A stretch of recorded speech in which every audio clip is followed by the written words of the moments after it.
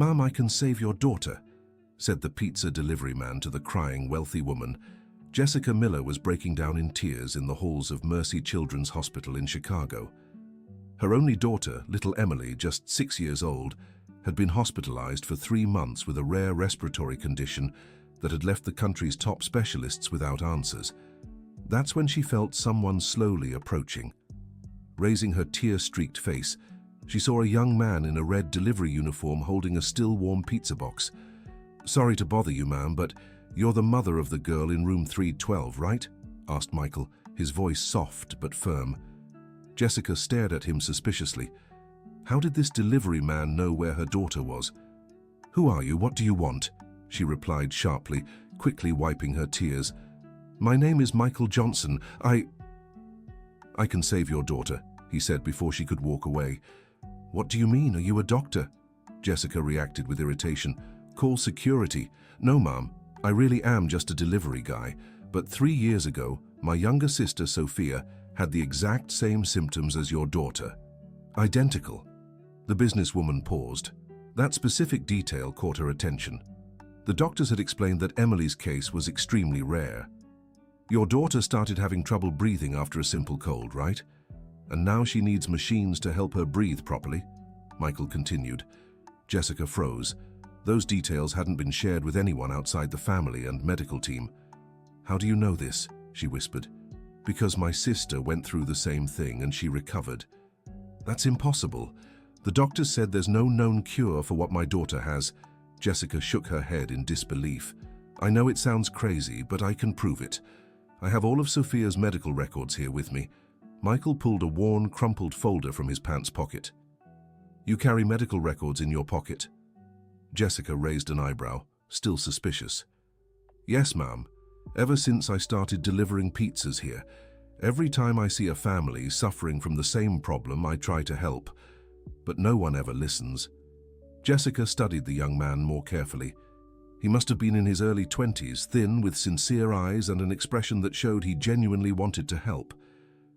"Why would you do this? What's in it for you?" she asked, still cautious. "Nothing, Mom. I just can't watch a child suffer knowing I can help. My sister almost didn't make it. If someone had helped her sooner, she wouldn't have suffered so much." Michael's voice wavered slightly when he spoke about his sister. Jessica sensed something genuine in him. "Show me the records," she said, reaching out. Michael carefully opened the folder and showed a series of medical reports, yellowed with age. Jessica examined each page, comparing them to what she knew about Emily's condition. The described symptoms were eerily similar. The progression of the illness, the complications, even some specific test results were nearly identical. "Where was your sister treated? By which doctor?" Jessica asked, feeling a glimmer of hope for the first time in months. "By a retired specialist who lives in Aspen, Dr. William Carter. He developed a specific respiratory therapy technique for cases like this." "Why is he retired? Why doesn't he work in hospitals anymore?" Michael hesitated before answering. He had some legal issues a few years back. Some families didn't understand his treatment and, well, he chose to step away. "Legal issues? What kind of issues?" Jessica tensed. "Nothing serious, Ma'am. Just that his methods are a bit different from what conventional doctors do. Some people didn't like it and took legal action." "But he's good, I swear. He saved my sister." Jessica looked at the tests again. As much as she wanted to doubt, there was something in the documents that made her believe it was real. "And why didn't you go to the doctors here at the hospital to tell them about this treatment?" "I've tried, Mom, several times, but they never listen to me. They think I'm just a pizza delivery guy trying to get attention." At that moment, a nurse approached them. "Mrs. Miller, could you come, please? Emily is calling for you." Jessica stood up quickly, but before walking away, she looked at Michael. Can you wait here? I want to talk more about this." "Of course, Ma'am. I'll stay as long as needed." When Jessica entered the room, she found Emily awake, looking at the door with her bright brown eyes. "Mommy, who was that man in red?" the girl asked weakly. "Just someone who came to deliver pizza, sweetheart. How are you feeling?" I'm better, Mommy, but it's still hard to breathe, Emily said with a sad little face. Jessica sat on the edge of the bed and stroked her daughter's blonde hair. With each passing day, she saw Emily growing weaker, paler. The doctors had been clear. There wasn't much more they could do beyond keeping her on respiratory support and hoping for some spontaneous improvement. "Are you sad, Mommy?" Emily asked, noticing her mother's worried expression. "No, sweetheart. Mommy was just thinking about how to make you better soon." "I will get better, won't I, Mommy?" the girl asked, with the kind of innocence that broke Jessica's heart. "Yes, my love. Mommy will do everything to make you better." Jessica kissed her daughter's forehead and promised herself she'd look into everything about this Dr. William Carter. If there was even the slightest chance, she couldn't ignore it. Dear listener, if you're enjoying the story, don't forget to like and especially subscribe to the channel.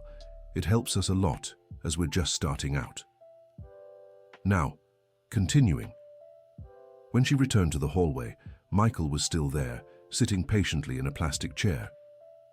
"You said your sister was completely cured?" Jessica asked, sitting beside him. "Yes, ma'am. She's 15 now and plays volleyball at school. No one would guess she once needed machines to breathe." "How long did the treatment take?" "About 4 months, but she started improving by the 3rd week." Jessica's heart raced. 4 months felt like an eternity when watching her daughter suffer. But if there was hope. This Dr. Carter, does he still see patients? He does, but it's complicated. He doesn't like taking patients who aren't referred by someone he trusts. And also, Michael hesitated. Also what? He doesn't accept money for the treatment. He only takes cases if he believes the family truly needs help and if he feels he can trust them. Jessica found it strange. In her experience, everyone had a price. Why won't he take money? He says medicine isn't a business, that he just wants to help kids, not profit from their suffering. Do you think he'd agree to treat Emily? Michael studied her for a few seconds before answering. "Look, Ma'am, I'll be honest. The doctor is very wary of, well, people with a lot of money." "Why?" "Because it was wealthy people who caused his legal troubles. He thinks money makes people impatient with treatment, that they just want to force quick solutions." Jessica understood the hint. Her authoritative attitude and tendency to throw money at problems wouldn't be welcome. Then how could I convince him to help Emily? By being honest with him. Show him you truly want what's best for your daughter, not just a fast fix. The doctor takes time to get to know people before agreeing to treat them. And would you help me talk to him? Michael smiled for the first time since their conversation began. "Of course, Ma'am. That's exactly why I'm here." "What do you mean?" "I've worked here at the hospital for 2 years delivering pizza. Every day I see families suffering. When I meet someone dealing with the same problem as my sister, I always offer help. Most ignore me, but I keep trying." Jessica was impressed by the young man's dedication. He gained nothing from helping strangers, yet he persisted. "Can I ask you something? Why do you work as a delivery driver? You seem intelligent." "I'm studying medicine, ma'am. I'm in my 4th year. I deliver pizzas to pay for school and help my family." "Medicine?" Jessica looked at him with new eyes. "Yes, ma'am. That's why I understand my sister's test results and can recognize the symptoms. One day I want to specialize in respiratory therapy, just like Dr. Carter." "And when you graduate, will you keep helping people like you're doing now?" "Absolutely, ma'am. It's my calling." Jessica felt a mix of admiration and shame. Admiration for the young man's dedication and shame for judging him by appearances. "Michael, I want to apologize. I almost kicked you out because of my prejudice." "No need to apologize, Mom. I understand. If I were in your place, I'd be wary too. When can we go talk to Dr. Carter?" "Whenever you're ready. But there's one thing." "What?" "The doctor doesn't have a phone. We'll have to go to Aspen and hope he's home and willing to see visitors." "How far is Aspen from here?"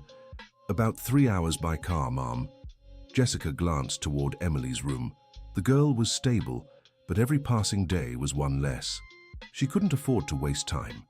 "Can we go tomorrow?" Sure, Mum, but you should be prepared for the possibility he won't agree to treat her right away. Sometimes he takes a while to accept new cases. How long could that take? With my sister, he met with us 3 times before starting treatment. It took nearly a month. A month. Jessica's chest tightened. Emily didn't have a month to wait. Is there any way to speed things up? Only if the doctor feels confident from the first meeting, but for that you'll need to show you're willing to follow his instructions without question. Jessica, who was used to being in control in her professional life, knew letting go wouldn't be easy. But for Emily, she'd do anything. All right, let's try. There's one more thing, Mum. What? Dr. Carter's treatment requires the family to stay close. You'll need to spend several weeks in Aspen with Emily. Weeks? At least a month, Mum. The treatment is daily and the child can't miss a single day. Jessica thought about all her work commitments, the important meetings, the contracts that needed signing. But when she looked at Emily's room, where her daughter lay connected to machines, she realized none of it mattered. I'll cancel everything. Emily is my priority. Are you sure? Because if you start treatment and quit halfway, it could make things worse for her. I'm sure, Michael. You can count on me. That night, Jessica couldn't sleep.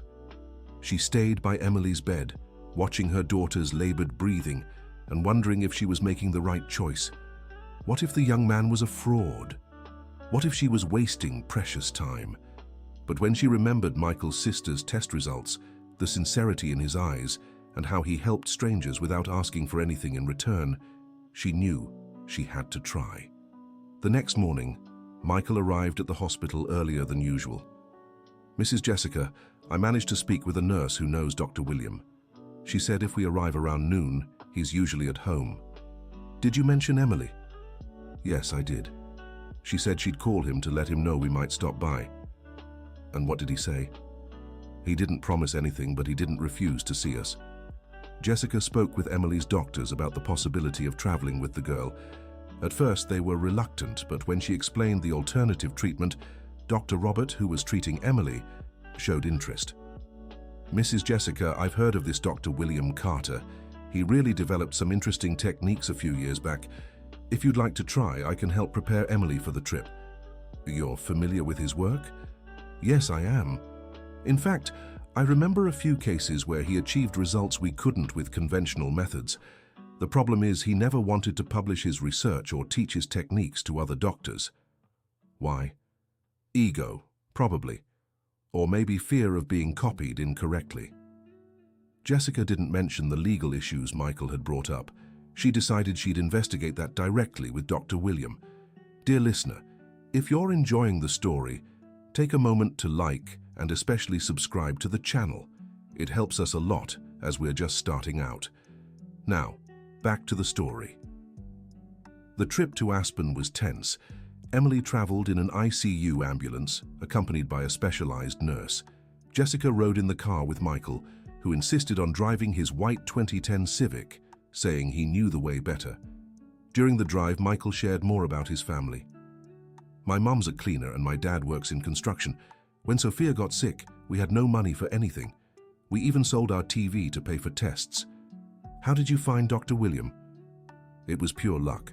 Sophia was really bad off, hospitalized for 2 months, and the doctors had already given up. A cleaner at the hospital, Mrs. Wilson, knew a family who'd gone through the same thing. She gave us the doctor's address, and he agreed to treat your sister. Not at first. He thought we were too desperate and might not follow the treatment properly. It took 3 visits before he agreed. What convinced him? My mom. She cried so much in front of him, talked so much about Sophia, that he finally softened, and also because my mom promised she'd do exactly as he said, no questions asked. Jessica understood the message. She needed to show humility and willingness to follow orders, not give them. Michael, can I ask you something personal? Of course, Mum. Why are you doing this for me? You don't even know me. Michael stayed quiet for a few minutes, focused on the highway traffic. You want the truth? I do. When I saw you crying yesterday at the hospital, it reminded me of my mom. The desperation was the same, and I thought, if someone had helped us sooner, My sister wouldn't have suffered so much. That's all. And also because I know what it's like to feel invisible. How many times I've tried to help other families and been ignored for being just a pizza delivery guy. You're the first person who gave me a chance." Jessica was moved by the young man's honesty. "I hope I don't disappoint your trust." "You won't, ma'am. I can feel it." They arrived in Aspen right on time. Dr. Williams' house was on a quiet street, surrounded by pine trees. It was a simple but well-kept home, with a small garden and a wooden fence. "This is it," Michael said, parking in front of the gate. Jessica got out of the car and looked at the house. There was no doctor's sign or any indication of a practice. "Are you sure this is the place?" "Yes, ma'am, I'm sure. This is where my sister was treated." They rang the bell and waited. After a few minutes, a grey-haired man with glasses appeared at the door. He must have been around 70, but he seemed to be in good physical shape. "Dr. Carter?" Michael asked. "Yes, that's me. You must be the Michael Nurse Wilson told me about." "That's right, doctor. And this is Mrs. Jessica, Emily's mother." Dr. Carter studied Jessica from head to toe before greeting her. "Pleasure to meet you, ma'am. I heard your daughter has respiratory issues." "Yes, doctor. She's in an ambulance right outside. We'd really appreciate it if you could take a look at her." The doctor thought for a few seconds. "You can come in, but I want to make it clear right away that I'm not promising anything. I'll examine the child and see if I can help." They brought Emily inside the house. The girl was awake, but very weak. Dr. Carter prepared a simple room with an examination table and some basic equipment. "You can place the girl here," he said, pointing to the table. Emily looked around curiously. Despite her weakness, she was always interested in new places. "Hi there, sweetheart," Dr. Carter said, crouching down to meet Emily's eye level. "What's your name?" "Emily," the girl replied weakly. "Emily is a very beautiful name. It means wisdom, you know." Emily smiled shyly. Dr. Carter began the examination, carefully observing Emily's breathing, listening to her lungs and asking a few questions about her symptoms. "How long has she been like this?" he asked Jessica. 3 months, doctor." "And what did the doctors in Chicago say?" "That it's a rare condition with no known cure, that they can only provide respiratory support and hope for some improvement." Dr. Carter shook his head, displeased. "Typical. When they don't know what to do, they say there's no cure." "Have you seen cases like this before?" "I have. A few, and everyone that came to me recovered." Jessica felt her heart race with hope. "So you can help Emily?" "I can, but there are conditions." "What conditions, doctor?" "First, you'll have to stay here in Aspen for at least 2 months. The treatment is daily and can't be interrupted." "That's not a problem. I've already cancelled all my commitments." "Second, you'll follow my instructions exactly without questioning. No rushing the process or skipping steps." "I completely agree." "Third, I don't accept payment for the treatment, but you'll cover your lodging and food expenses here in town." "Of course, doctor." "And fourth, if at any point I feel you're not taking the treatment seriously, I'll stop everything." "Understood, doctor." Dr. Carter studied Jessica carefully. "You seem like someone used to giving orders, not taking them. Are you sure you can let go of control?" Jessica looked at Emily, resting on the table, and felt her determination grow stronger. "Doctor, I'll do anything to save my daughter. Anything." "All right. We'll start tomorrow. You can stay at Mrs. Betty's Inn just up the street. Tell her I sent you." "Doctor," Michael spoke up for the first time since they arrived. "What's the treatment like? Is it the same as what you did for my sister?" "Similar, but every case is unique. Emily will need specific respiratory therapy sessions, exercises to strengthen her breathing muscles, and a special diet to improve blood oxygenation." "How long each day?" "About 6 hours, split between morning and afternoon. 6 hours a day." Jessica swallowed hard. It would be a full-time commitment. "And can Michael stay to help?" Jessica asked. "Of course. In fact, it would be good to have him here. He understands the subject and can help Emily feel more comfortable." "Doctor, I have to work in Chicago." "Then you'll have to choose, young man. Either you work or you help Emily. You can't do both." Michael looked at Jessica, then at Emily, and made a decision. "I'll stay. I'll call my boss and explain the situation." "Are you sure?" asked Jessica. "You could lose your job." "Ma'am, there are things more important than a job, and if I can help Emily, it'll be the best experience I could have for my medical training." That night at Mrs. Betty's Inn, Jessica called her company and explained she'd be away indefinitely. Her partners were worried but understood the situation. Michael managed to get 2 months of unpaid leave from work. He stayed in a small room at the same inn, insisting on paying for his own lodging with his savings. "Michael, you don't have to do this," said Jessica. "I can cover your expenses here." "No, ma'am, I insist on paying. This way I feel freer to help in my own way." Jessica respected his decision, admiring his independence and dignity even more. On the first day of treatment, Dr. William Carter explained in detail what he'd do with Emily. "Her problem is that the muscles responsible for breathing are weakened and uncoordinated. My technique teaches these muscles to work efficiently again." "Will it hurt?" asked Jessica, concerned. "It's not painful, but it's tiring. Emily will need a lot of patience and determination. What if she can't do the exercises? That's why Michael is here. Children respond better when they have someone young to motivate them." Indeed, Emily formed an immediate bond with Michael. She called him Uncle Mike and would only do the exercises when he was present. "Come on, princess," Michael would say, holding Emily's small hand during the exercises. "Take a deep breath with me." "It's hard, Uncle Mike," Emily complained. "I know it is, sweetheart, but remember what your mum said. You're a warrior. Warriors don't give up." "Am I strong?" "You're the strongest girl I know." Emily would smile and push herself a little harder. Jessica watched these interactions with admiration and sometimes a hint of jealousy. Michael could motivate Emily in a way she couldn't. "Why does she trust you so much?" she asked Michael one afternoon. "I think it's because I'm not afraid to show that I get tired too, that I struggle too. With you, she feels she has to be strong so you won't worry more." Jessica understood. Her own anxiety and desperation were affecting Emily. "How can I help better?" "Just be more natural with her, ma'am. Play, tell jokes, let her see you can be a kid sometimes too." Dear listener, if you're enjoying the story, don't forget to like and especially subscribe to the channel. It helps us a lot as we're just starting out. Now continuing. It was hard for Jessica, who had always been serious and work-focused, to learn to play again. But little by little, she allowed herself to be lighter with Emily. "Mommy, can you make a funny face?" Emily asked one day. Jessica hesitated but then made a silly expression that made Emily laugh heartily. "One more, Mommy." And Jessica discovered that making her daughter laugh was better than closing any business deal. After 2 weeks of treatment, Emily showed the first signs of improvement. She could breathe without machines for 15 minutes straight. "That's great progress," said Dr. Carter, "but it's still too early to celebrate." "How long until she's completely cured?" asked Jessica. "Patience, ma'am. Every day is a victory. Rushing the process won't help." Jessica was learning to live with uncertainty, something that had never been easy for her.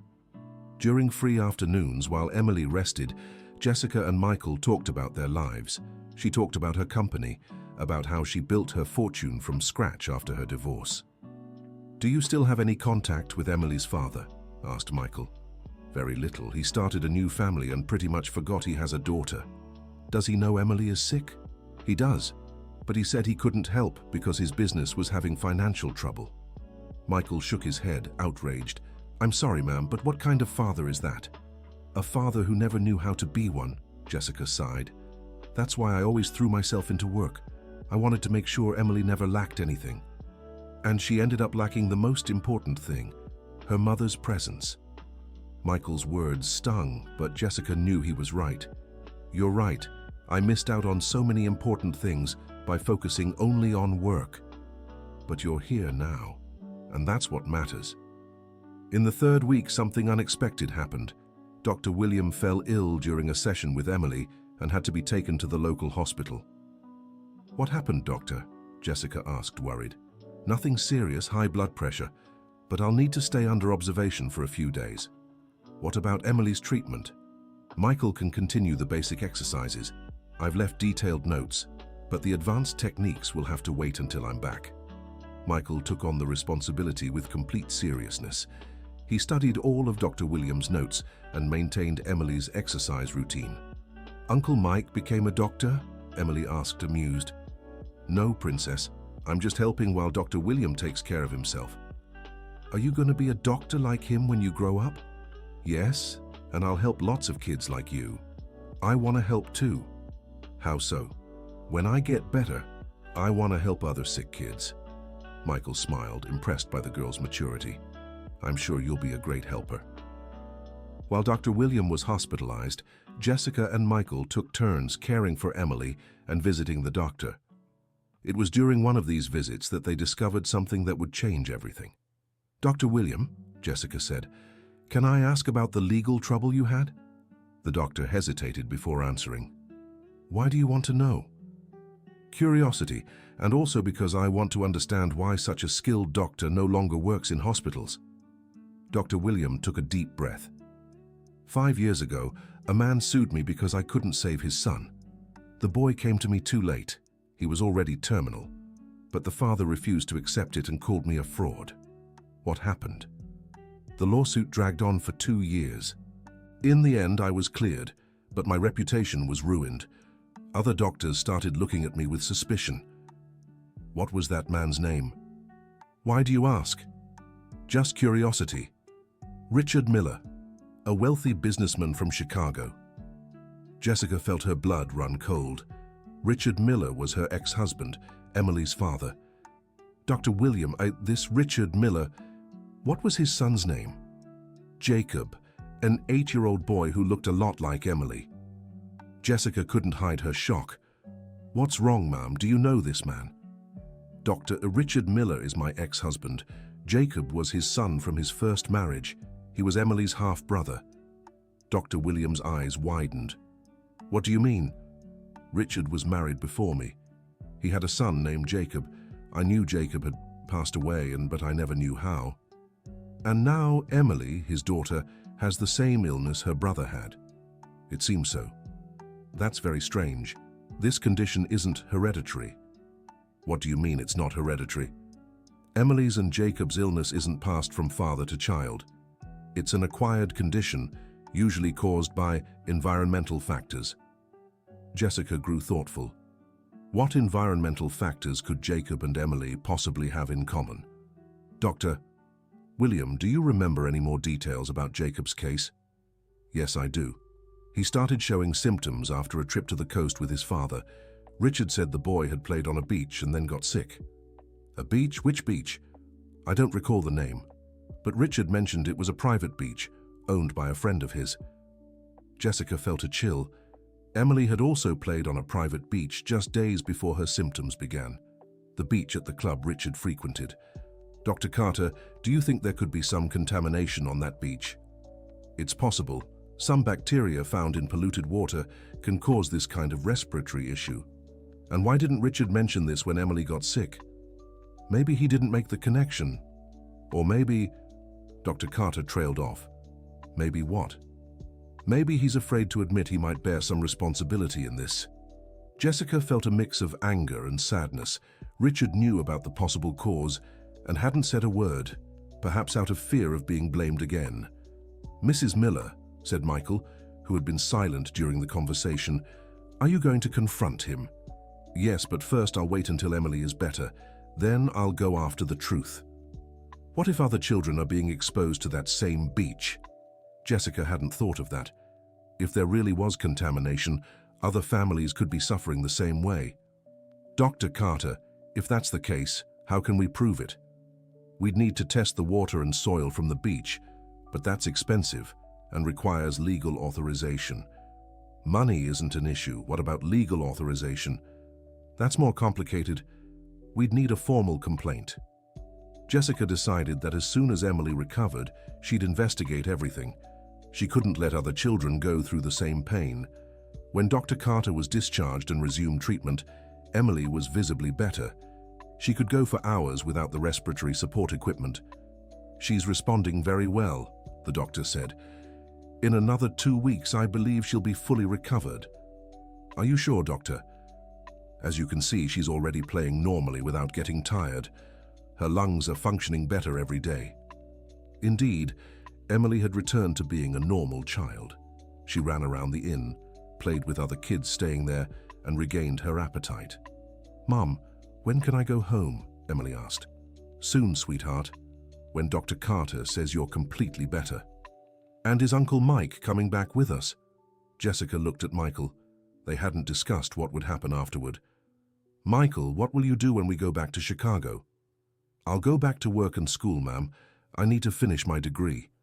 "What if I found you a better job, something closer to medicine? You'd do that for me?" "Of course. You saved my daughter. It's the least I can do." "I accept, ma'am, but only if it lets me keep studying." "Don't worry, I'll find something perfect for you." In the final week of treatment, Emily took the last test. She went 8 full hours without any respiratory support, playing normally. "That's it," Dr. Carter said. "She's cured." Jessica cried with emotion and hugged Emily tightly. "We did it, sweetheart. You're better." "Can I run again, Mom?" "Run as much as you want." Emily dashed around Dr. Carter's office, breathing perfectly. Michael was emotional too. "Thank you, Doctor," he said to Dr. Carter. "You saved another life." "No, son. We saved her. You were crucial to the treatment's success." "How so?" "Emily trusted you from day one. Without that trust, she wouldn't have dedicated herself to the exercises the way she did." "Doctor," said Jessica, "how can I repay you for what you've done for us?" "There's no need to repay anything, ma'am. Seeing Emily cured is already reward enough. But I want to do something. You said you won't accept money, but there must be something I can do." Dr. William thought for a few minutes. "Well, there is one thing." "What?" "I'd like to teach my technique to other doctors, but I don't have the resources to organize courses or publish research." "I can fund that," said Jessica, excited. "Are you sure?" "Of course. How many doctors could learn?" "If we do it right, maybe 100 a year." "And how many children could each doctor save?" "About 10 a year on average." Jessica quickly did the math. 1,000 children a year could be saved. "Dr. Carter, let's start an institute. I'll fund everything, and you teach your technique to doctors from all over the country." "That would be incredible, ma'am, but it's a big project." "I like big projects, and Michael can help us too." "Me?" Michael was surprised. "Of course. You'll graduate from medical school and already have practical experience with the technique. You could be one of the first instructors." Michael was speechless. This opportunity was beyond anything he could have imagined. "Are you serious, Mom?" "Absolutely, but first you need to finish school." "Mrs. Miller, I don't even know what to say." "You don't have to say anything. Just accept it and keep being the amazing person you are." They returned to Chicago on a Friday afternoon. Emily was radiant, looking out the car window and singing children's songs. "Mom, can I go back to swimming?" "Of course, sweetheart. You can do anything you want." "And can I go to school?" "Yes, even on Monday if you'd like." "I want to. I missed my friends." Michael was driving and watched Emily in the rearview mirror, smiling. "Uncle Mike, will you visit us all the time?" "Whenever you'll have me, Princess." "And will you teach me more exercises?" "You don't need exercises anymore, sweetheart. You're completely cured. But I liked doing them with you. Then we can find other ways to play." When they arrived at Jessica's apartment, Emily ran to her room, happy to be home. "Michael," said Jessica, "thank you for everything. Literally, you saved my daughter's life." "You've thanked me plenty, ma'am. No need for more." "Yes, there is. And I'll spend the rest of my life thanking you. You've done more for me than you realize." "How so?" "You gave me the chance to make a difference in someone's life. You made me feel useful, important. That's priceless." Jessica hugged Michael, emotional. "You're a special person, Michael. Never forget that." On Monday, while Emily returned to school, Jessica began investigating the history of the beach where Jacob and Emily had played before getting sick. She hired an environmental testing company and discovered there was indeed a specific bacterial contamination in one area of the beach. The bacteria caused exactly the respiratory symptoms Jacob and Emily had developed. How did this contamination go unnoticed for so long? She asked the analyst. Because the symptoms take weeks to appear, and since they're similar to other respiratory illnesses, no one connected it to the beach. And how many people might have been exposed? Hard to say. Families have been visiting this beach for years. Jessica decided it was time to confront Richard. She scheduled a meeting with him without explaining why. "Jessica, what do you want?" asked Richard, surprised to see her in his office. "I want to talk about Jacob." Richard paled. "About Jacob? Why?" "Because Emily had the same illness he did." "That's impossible."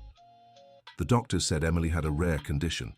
"Richard, I know about the beach. I know both Jacob and Emily played there before they got sick." Richard stood up from his chair, nervous. "What are you talking about?" "I'm talking about the bacterial contamination at the club's beach. I'm talking about Dr. Carter, who you sued unfairly. I'm talking about your omission when Emily got sick." "I didn't omit anything."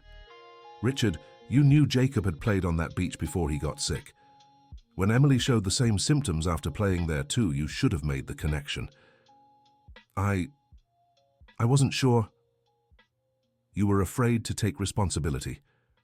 Just like when you sued Dr. Carter, knowing he wasn't at fault." Richard sat back down, defeated. "Jessica, I was desperate when I lost Jacob. I needed someone to blame. And you almost stopped another doctor from saving more children." "What do you mean?" "Dr. Carter stopped working in hospitals because of you. How many children could have been saved if he'd kept practicing?" Richard buried his face in his hands, emotional. "I didn't know. I just wanted someone to pay for my son's loss." "Richard, Jacob didn't have to pass. If you'd gone to Dr. Carter when he was still working in hospitals, Jacob could have been saved." "How do you know that?" "Because Emily was saved. By the same technique that could have saved Jacob." Richard began to cry. "I killed my own son, out of pride, out of ignorance. Richard, you can't change the past, but you can help make sure other children don't go through the same thing." "How?" "First, by taking responsibility for the beach contamination. Second, by financially supporting the institute we're creating to teach Dr. Carter's technique." "Institute?" Jessica explained the project to train other doctors. Richard listened in silence. "I'll do it," he said finally. "I'll take responsibility and I'll help with the institute. It's the least I can do." "And Richard, you need to apologize to Dr. Carter." "I know. I'll do it in person." 3 months later, the Dr. William Carter Institute opened in Chicago. Richard and Jessica joined forces to fund the project, which would train doctors in the respiratory therapy technique. Michael was hired as Dr. Carter's assistant and continued his medical studies with a scholarship from the institute. "Michael," Jessica said on opening day, "I have a surprise for you." "What surprise, ma'am?" "Your sister Sophia is here." Michael turned and saw Sophia running toward him. "Mike!" she shouted, throwing herself into her brother's arms. "Sophia, how are you here?" "Mrs. Miller paid for me and our mom to come for the opening." Michael looked at Jessica, moved. "You brought my family?" "Of course. They needed to see what you've achieved." Michael's mother approached, tears in her eyes. "My son, I'm so proud of you." "Mom?" Michael hugged his mother and sister, overcome with emotion. Emily ran up to them. "Sophia, Uncle Mike's sister." "Emily!" "The girl my brother saved." The two girls hugged as if they were old friends. During the opening ceremony, Dr. Carter gave an emotional speech. "This institute represents more than medical techniques. It represents the power of second chances, forgiveness and collaboration." Richard stood up in the audience. "Dr. Carter, I'd like to publicly apologize for the trouble I caused you. And I'd like to say, Jacob would be proud to know his story will help save other children." Dr. Carter nodded, moved. "Richard, we all make mistakes when we're hurting. What matters is learning from them." Jessica also spoke during the ceremony. "This institute exists because a young pizza delivery guy had the courage to help a stranger. because a doctor dedicated his life to saving children, and because we discovered that together we are stronger than alone. She looked at Michael, who was in the front row with his family. Michael, you taught me that heroism isn't about money or social status. It's about the willingness to help. After the ceremony, all the families gathered for lunch. Emily played with Sophia, the two of them running around the Institute's garden. Look how alike they are, Michael's mother remarked. They're both fighters, said Jessica. Mrs. Miller, Michael said, can I ask you something? Of course. Don't you miss your old life, when all you worried about was work and money? Jessica looked at Emily playing, at Richard talking peacefully with Dr. Carter, at Michael's family gathered together. Michael, I used to think I had everything. Now I know I had nothing that really matters. And what really matters? Love, friendship, purpose. The feeling that your life makes a difference in other people's lives. You've changed so much. You taught me to change. Emily taught me to change. Even Richard taught me by showing how pride can destroy everything. And now I have a healthy daughter, true friends, and a project that will save hundreds of children. I couldn't ask life for anything more. Michael smiled. You know Emily calls me Uncle Mike, right? Yes. Why? It means we're family now. Jessica hugged Michael, moved. The best family I could ever have. A year later, the Institute had trained 50 doctors in Dr. Carter's technique. Over 100 children had been saved using the method. Emily, now 7 years old, was completely healthy and active. She often visited the Institute to play with the children undergoing treatment. Uncle Mike, when I grow up, I want to work here too, she said one day. Doing what, Princess? Playing with the sick kids, just like you played with me. I think that's a great idea. Michael was in his final year of medical school and was already considered an expert in Dr. Carter's technique. He divided his time between studies, work at the Institute, and pizza deliveries, which he still did once a week. Why do you still deliver pizza? Jessica asked.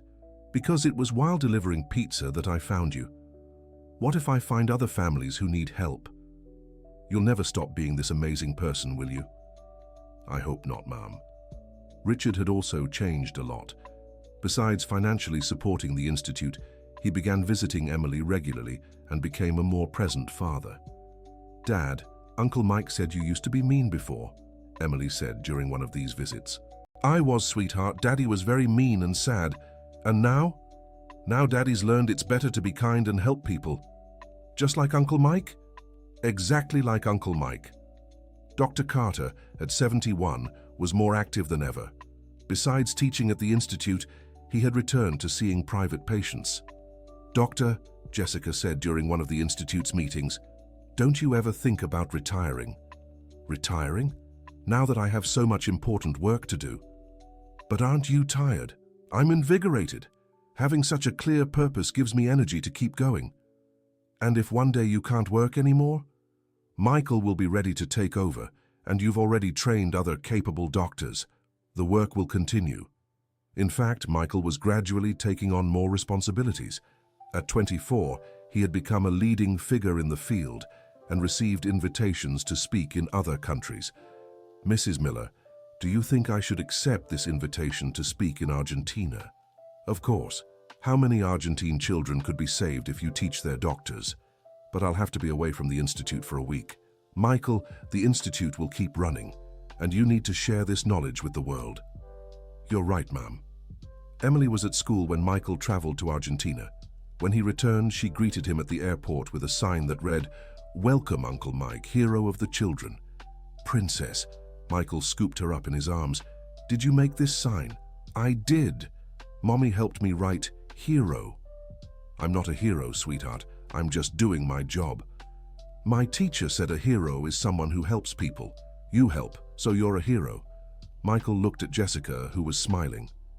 Her logic is perfect, Jessica said. How was your trip? Emily asked. Really good. I taught some doctors there how to help sick children. Now the kids in Argentina will get better too. They will.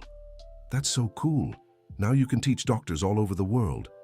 Maybe I will, Princess. And that's exactly what happened. In the following years, Michael traveled to several countries, teaching Dr. William Carter's technique. The Chicago Institute became a global reference in pediatric respiratory therapy. Jessica split her time between managing the institute and caring for Emily. Her business also thrived, but now she had a much more human-centered approach to her work. "Mrs. Miller," her secretary said one day, "you've received an invitation to appear on a TV program about successful entrepreneurs. Decline it. I don't want to talk about financial success." "But aren't you successful?" "I am. But my success isn't measured in money anymore. It's measured in lives saved, friendships built, and life purpose." Should I tell them that? Tell them I'd rather dedicate my time to projects that truly make a difference in the world. Richard also found his purpose. Beyond the institute, he created a foundation to investigate environmental contamination that might be causing illnesses in children. "Jessica," he said during a foundation meeting, "we've discovered 3 more beaches with contamination similar to our case. How many families could be at risk?" "Hundreds. But now we know how to identify the problem early and how to treat it. Let's alert all health authorities. We already are, and we'll offer free treatment to any affected child." "Richard, I have to admit, you've changed for the better. Losing Jacob taught me how fragile life is. Almost losing Emily showed me I can still do something meaningful with mine. We've all changed. You too, Jessica. You used to be a brilliant but cold businesswoman. Now you're brilliant and warm. I guess we've learned that success without humanity isn't real success." 5 years after Michael and Jessica first met in the halls of Mercy Children's Hospital, the Institute had trained over 500 doctors and saved more than 1,000 children.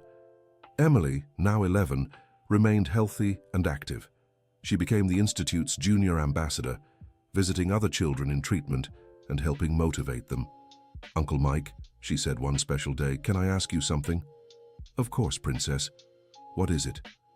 "I want you to be my official godfather." Michael was moved. "Emily, that would be an honor. But are you sure?" "I am. You're the most important person in my life after Mom and Dad." "And your mom agrees?" Jessica stepped closer. "More than agrees. I think you've been her godfather for a long time. We just made it official now." "Mrs. Miller, Michael, stop calling me ma'am. After all these years, we're family." "All right, Jessica. I'd be proud to be Emily's godfather. And when you get married, I'll be your flower girl," Emily said excitedly. Michael laughed. "Marriage? I don't even have a girlfriend yet." "But you will, and I've already picked her." "Who?" "Dr. Jennifer, who works with you at the Institute." Jessica and Michael exchanged glances, surprised by the girl's perception. "Emily, where did you get that idea?" "I see how you look at each other, just like in romantic movies." Michael blushed slightly. "Emily, Dr. Jennifer is just a co-worker." "For now," Emily said, winking. Later, Michael talked to Jessica about Emily's comment. "Do you think she noticed something I haven't?" "Michael, kids are very observant. If Emily noticed something, maybe it's because it's really there." "Do you think, Jennifer?" "I think you're both blind to the obvious. Everyone at the Institute has already noticed you like each other." "Everyone?" "Everyone. Even Dr. William mentioned it to me last week." "What did he say?" "That you're happier when you're working with her, and that she gets more excited on the days you're at the Institute." Michael grew thoughtful. "Jessica, what if it goes wrong? It could mess up our work. What if it goes right? It could make work even better." "You're right." "I always am," Jessica smiled. "Now go talk to her before Emily decides to play matchmaker." Indeed, Emily was already planning a few coincidences to bring Michael and Jennifer together. But she didn't need to, because Michael finally gathered his courage and invited Jennifer to dinner. "To celebrate the Institute's anniversary," he said nervously. "Just for that?" Jennifer asked, smiling.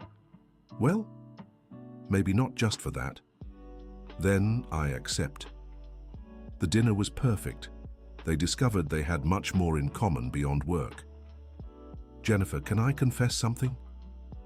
"Of course." I was afraid of ruining our friendship.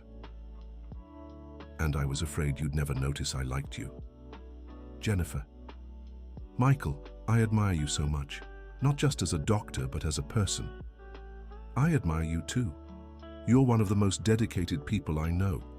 And now I think we should let things flow naturally. I agree.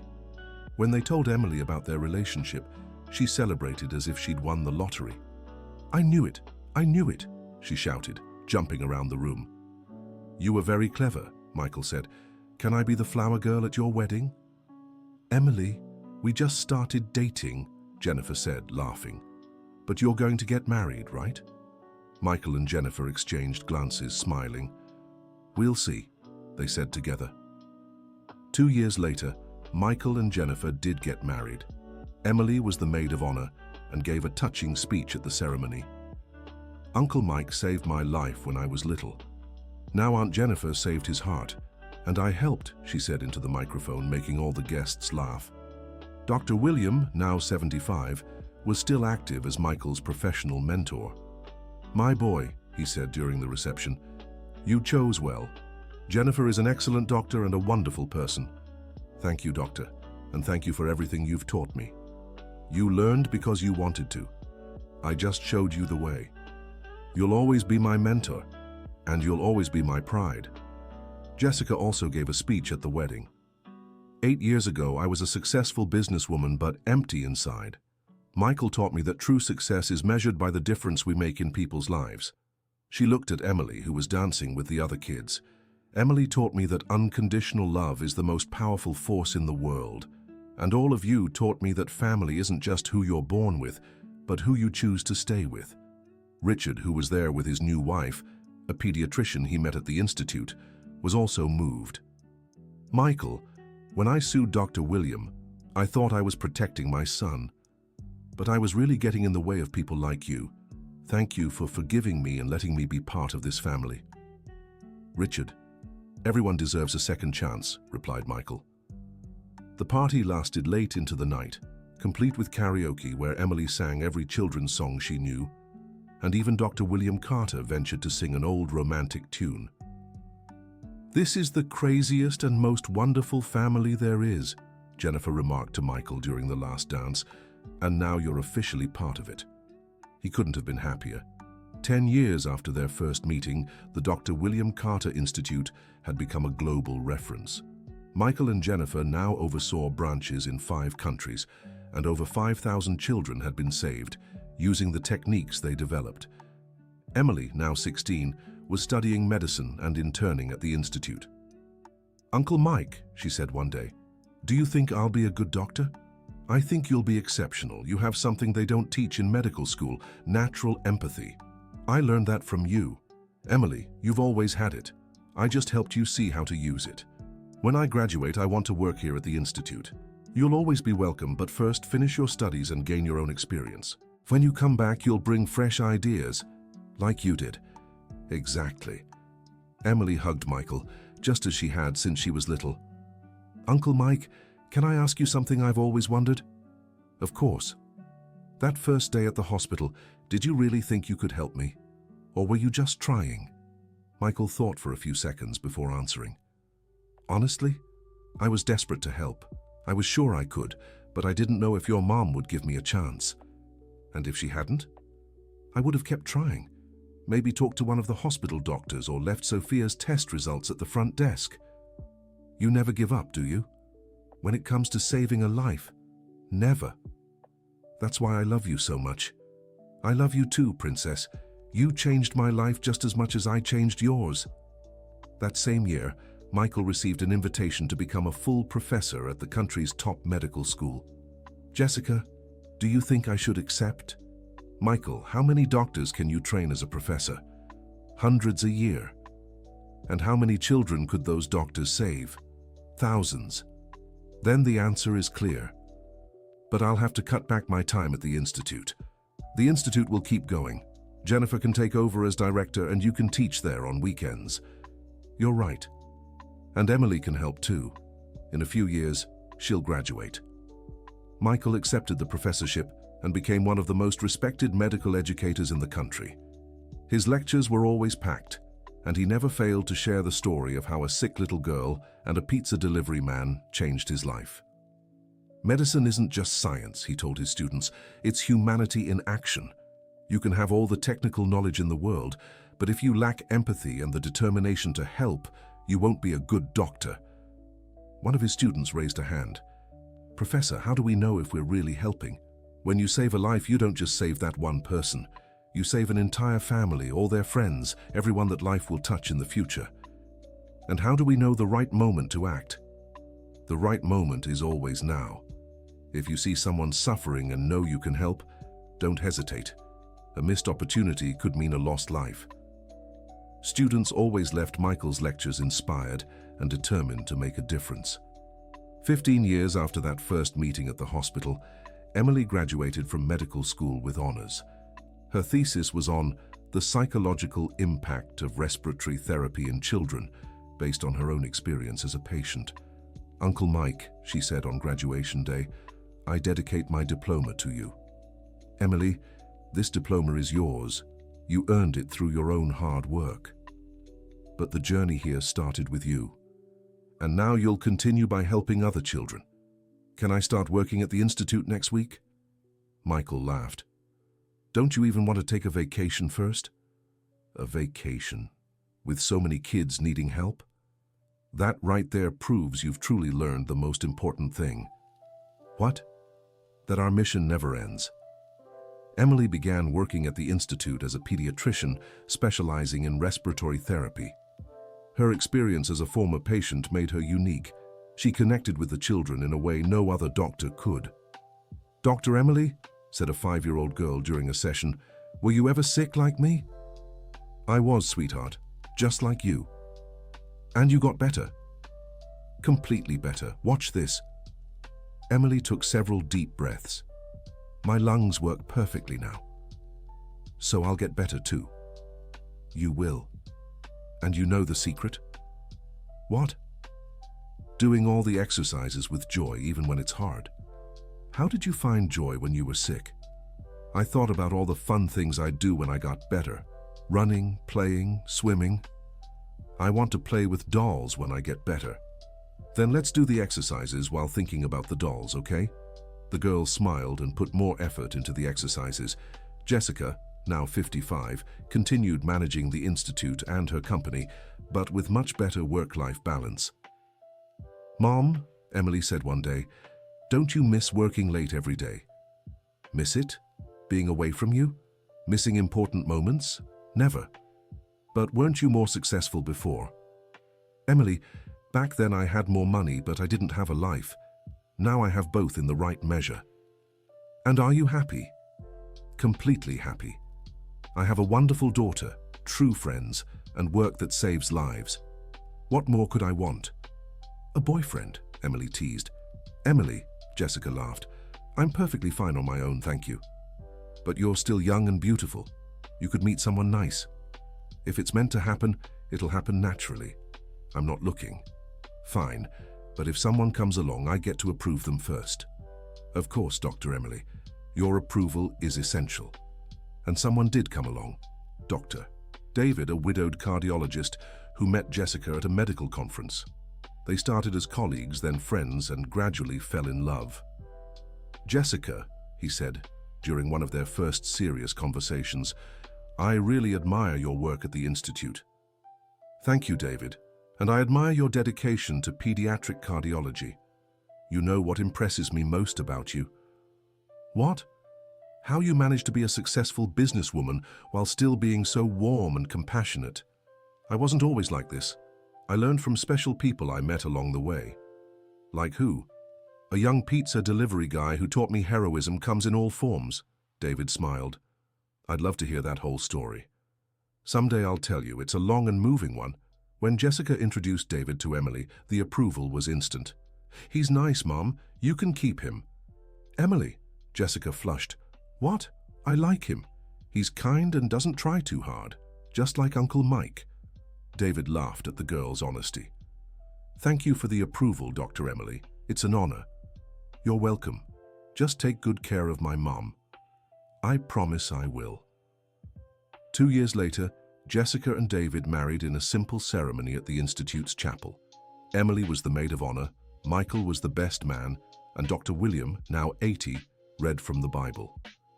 "This family just keeps growing," Jennifer remarked at the reception. "And that's a good thing," Michael said. "The more love, the better." "I agree. And now David can help at the Institute too. Pediatric cardiology fits perfectly with our work." "True. Many children with respiratory problems also develop heart issues. Jessica thought of everything when she chose him," joked Jennifer. "I think her heart did the choosing," replied Michael. 20 years after that first meeting at the hospital, the Dr. William Carter Institute had become an international network with branches in 15 countries. Over 10,000 children had been saved, and thousands of doctors had been trained. Michael, now 43, was considered one of the world's leading authorities in pediatric respiratory therapy. He and Jennifer had 2 children, an 8-year-old boy and a 5-year-old girl. "Daddy," asked the older son, "why do you always tell the story about Aunt Emily?" "Because it's an important story, son. It shows how one person can change so many lives." "And did you change Aunt Emily's life?" "Actually, she changed mine. She taught me that small gestures can have big consequences." "How so?" "If I hadn't offered to help her mother that day, maybe Emily wouldn't be here today. And if Emily weren't here, how many other children wouldn't have been saved by her?" "Wow, it's like a domino effect." "Exactly. That's why I always teach you to help people whenever you can. I want to help sick kids like you and Aunt Emily." "And you can, first by studying hard to become a good doctor. Or I could be a nurse or a therapist or even run the institute. You can be whatever you want, son. What matters is wanting to help." Emily, now 26, had become the medical director of the institute in Chicago. She specialized further in the field and developed her own techniques based on her experience as a patient. "Uncle Mike," she said at the institute's annual meeting, "I have a proposal." "What is it?" "How about creating a special program to train former patients as therapists?" "How do you mean?" "People who've gone through treatment can help other kids in a unique way. They know exactly what it feels like." "That's a brilliant idea, Emily. How would it work?" "We'd identify teens and young adults who are our patients and offer them scholarships to study therapy or psychology." "And they'd come back to work at the institute?" "Exactly. Imagine the impact of a child being treated by someone who's been through the same experience." "Emily, you're a genius. Let's implement this right away." The program, Those Who Lived It, Teach It, became one of the Institute's most successful initiatives. Dozens of former patients graduated in health-related fields and returned to work helping other children. "Dr. Michael," said a journalist in an interview about the Institute's 20-year milestone, "what was the most memorable moment of this journey?" Michael thought for a few seconds before answering. "The moment I realized Emily wasn't just a patient we saved, but someone who saved all of us." "How so?" "Emily taught me that medicine goes beyond techniques and procedures. It's about human connection, hope, and love. That changed not just how I treat patients, but how I live." "And what's next for the Institute?" "The future is bright. We have a new generation of doctors being trained by Emily and other former patients. They bring a perspective we've never had before." "Any final message for our viewers?" "Never underestimate the power of a simple act of kindness. Sometimes a word of hope can save a life, and one life saved can save many others." That night after the interview, Michael came home to find his family watching TV in the living room. "How did the interview go, honey?" asked Jennifer. "It went well. I talked about Emily and how it all began." "Daddy, tell us Aunt Emily's story again," requested the younger daughter. "Again? You never get tired of this story." "Never," said the 2 children in unison. Michael sat on the couch between them and began once more. "Once upon a time there was a young man who delivered pizzas and studied medicine. And he met a sick little girl," added the older son. "And her mother was very sad," chimed in the daughter. "And he said, 'Ma'am, I can save your daughter,'" they both said together, imitating Michael's accent. Michael laughed and continued the story. which they already knew by heart, but never lost interest in hearing. Jennifer watched the scene, moved. That story had become part of the family's identity, a constant reminder that small acts of kindness can change the world. And in the end, said Michael, reaching the conclusion, they all lived happily ever after. And they saved lots of children, the kids shouted. And they saved lots of children, Michael confirmed, hugging them both. Later, when the children were already asleep, Michael and Jennifer talked on the porch. Do you think our story will have the same impact on our children's lives? I'm sure it will, Jennifer replied. They already show incredible natural empathy. Sometimes I wonder what our life would be like if I hadn't offered to help Jessica that day. You'd probably have graduated from medical school, working at a hospital, being a good doctor. But it wouldn't be this life. I wouldn't have met Emily or Jessica or Dr. Carter the way I did. And I probably would have never met you.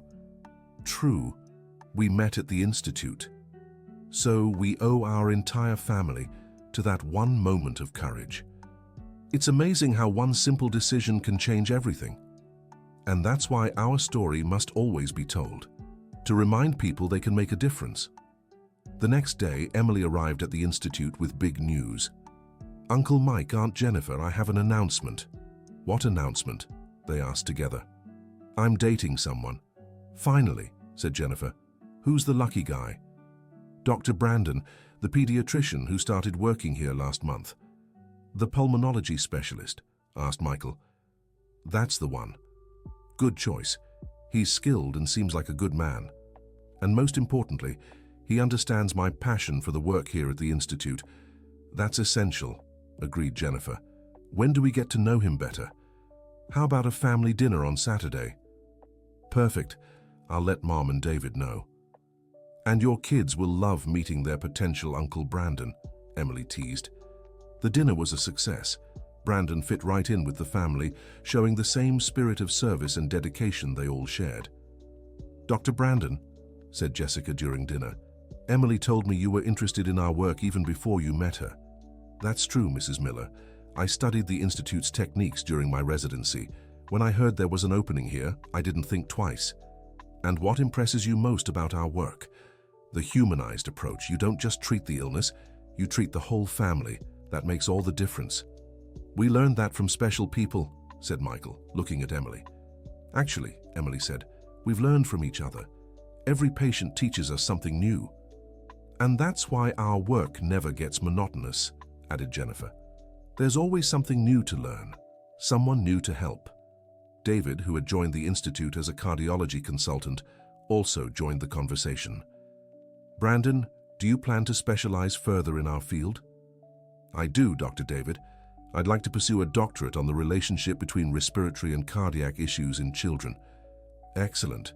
We could collaborate on that research. It would be an honor. Emily smiled, watching how naturally Brandon fit into the group. You know what else amazes me about all of you? Said Brandon. What? Everyone asked. How you turned a difficult experience into a life mission. That's inspiring. It wasn't a conscious transformation, explained Jessica. It happened naturally. When you go through something so intense, you want to spare others from the same pain. And we discovered that helping others helps us too, added Michael. Every child we save reminds us why it's worth continuing. A year later, Emily and Brandon married in a beautiful ceremony in the Institute's garden. All the children in treatment were invited, along with former patients and their families. This is the most beautiful celebration I've ever seen, commented one of the mothers. That's because it's a celebration of true love, replied another. Emily and Brandon met while helping children. During the ceremony, Michael gave an emotional speech.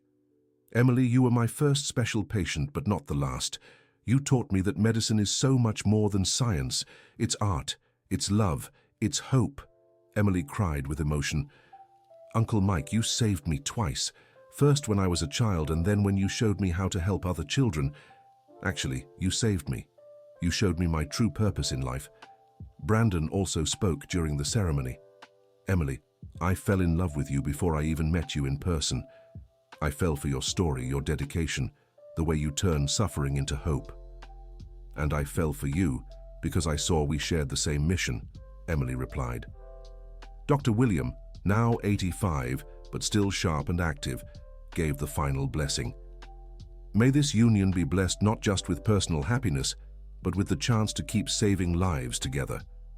The celebration lasted late into the night, including a performance by the choir made up of the Institute's former patients. It was magical to see so many children who had been saved singing together. "Mom," Emily said to Jessica during the couple's waltz, "thank you for giving Uncle Mike a chance that day." "It was the best decision of my life," Jessica replied. "It changed everything for the better. For all of us. And it'll keep changing. Now you and Brandon will help even more children." "We have so many plans, I know, and I'll support every one of them." "Mom, can I tell you a secret?" "Of course. Brandon and I want to have children, and we want to adopt too." "Emily, how wonderful. We want to give some children the same chance you gave me, a family that loves unconditionally." Jessica hugged her daughter, moved. "You'll be an amazing mother, and Brandon will be a wonderful father." We learned from the best examples. 2 years after the wedding, Emily and Brandon adopted 2 orphan sisters, Olivia, 7, and Lily, 5. Both had been patients at the Institute and had no family. "Aunt Emily is now Mommy," Lily said the day the adoption papers were finalized. "And Uncle Brandon is Daddy," added Olivia. "Now we're a real family," Emily said, hugging them both. The girls adjusted quickly to their new life. Olivia, who had been treated for respiratory issues caused by malnutrition, was now completely healthy and loved playing at the Institute. Lily, who had been treated for heart complications, was also cured and had become the Institute's official mascot. "Mommy Emily," Olivia said one day, "can I be a doctor like you when I grow up?" "You can be anything you want, sweetheart. If you become a doctor, I'll be so proud." "And I want to be like Daddy Brandon," said Lily. "You both can be anything. What matters is always helping people. Like our whole family does. Like our whole family does." Michael and Jennifer were delighted with the girls Emily adopted. "Now we have granddaughters," said Jennifer. "Granddaughters who know all about overcoming challenges," added Michael. The children grew up together, creating a new generation of people committed to helping others. Michael and Jennifer's children, along with Olivia and Lily, formed an inseparable group that spent their weekends playing at the Institute and helping with treatments. "Uncle Mike," said Olivia, now 10 years old, "can I ask you something?" "Of course, sweetheart." "Why do you and Mom Emily help so many kids?" Michael crouched down to her level. "Because we know how scary it feels to be sick, and we know how good it is to have someone who believes you'll get better." "And you always believe?" "Always. Even when it's hard, we always believe there's hope." "Is that why the kids get better?" "They get better because they're treated with love, not just medicine." "I want to treat with love too." "You already do, Olivia. Every time you play with a sick child, you're treating them with love." The girl smiled and ran off to play with the others, spreading joy to everyone around. 25 years after that first meeting at the hospital, the Dr. William Carter Institute was recognized worldwide. The number of lives saved had surpassed 50,000, and the technique developed by Dr. Carter was taught in medical schools across the globe. Michael, now one of the most respected doctors in the world, was invited to receive an International Humanitarian Medicine Award. "Professor Michael," said the ceremony's host, "on behalf of the global medical community, I want to thank you for your invaluable contribution to pediatric medicine." Michael stepped onto the stage, moved, accompanied by his family. "This award isn't mine," he said into the microphone. "That belongs to all the people who taught me that medicine is so much more than science." He looked at Emily, who sat in the audience with tears in her eyes. "It belongs to a brave little girl who taught me the true meaning of perseverance." Then he turned to Jessica. "It belongs to a mother who had the courage to trust a stranger when all hope seemed lost." Next, he glanced at Dr. Carter, seated in the front row. "It belongs to a visionary doctor who dedicated his life to saving children even when no one believed in him." Finally, he looked at his wife and children. and it belongs to the family who supported me every step of the way, always reminding me that our work is a mission, not just a profession. The audience rose in a heartfelt standing ovation. My final message is simple, Michael continued. Never underestimate the power of helping someone. A small gesture can save a life, and a life saved can change the world. After the ceremony, the whole family gathered to celebrate. Uncle Mike, said Lily, now 15 and studying for her medical school entrance exams, do you remember how it all started? Of course I do. How could I forget? Tell it again, begged Olivia, who at 17 was already volunteering at the Institute. Again, you never get tired of this story. Never, they all said in unison. Michael smiled and began once more. Once upon a time, there was a young pizza delivery guy who had a dream to help sick kids, the children chimed in, and he found a special family. Our family, everyone shouted, and he discovered that sometimes, to save someone, you need to be saved first. Jessica had heard the story 1,000 times, but it still moved her. Michael, she said, do you think our story can inspire others? I'm sure of it. Everyone who hears it remembers they can make a difference. And that sometimes help comes from where you least expect it, Emily added. Exactly. That's why I always tell my students, be open to helping and to receiving help. Because we all need each other, said Brandon. And together we're stronger, Jennifer finished. Dr. William, who had been listening quietly, finally spoke. Do you know what the most beautiful part of this whole story is? What is it, Doctor? Everyone asked. That it's not over yet. Every child we save, every doctor we train, every family we help is writing a new chapter. And the most beautiful chapters are still to come, said Emily, looking at Olivia and Lily. With the new generation taking up the mission, Michael agreed. That night, after everyone had left, Michael and Emily were alone in the Institute, walking through the empty halls. Uncle Mike, do you have any regrets? None. And you? Me neither. Even with all the suffering I went through as a child, I wouldn't change a thing. Why? Because that suffering is what brought me here. It gave me purpose. Emily, you're one of the wisest people I know. I learned from the best teacher. They stopped in front of a plaque on the wall where the Institute's mission was written. Turn suffering into hope, one child at a time. Do you think we've fulfilled our mission? Emily asked. I think we fulfill it every day, and we'll keep fulfilling it as long as there are children who need help. Forever, then. Forever. They embraced. Two survivors who became saviors, two people who discovered that the true meaning of life lies in dedicating it to others. Outside the Institute, a small, simple sign told the origin of it all. Founded in memory of Jacob Miller and in celebration of Emily Miller's healing, where a miracle began that still continues. And it truly does, because stories like this never really end. They multiply, they spread, they inspire new stories of love, courage, and triumph. The end. Now tell me what you thought of the story and where you're watching from. Were you moved by Michael and Emily's journey? Do you believe small gestures can change lives, just like they did here?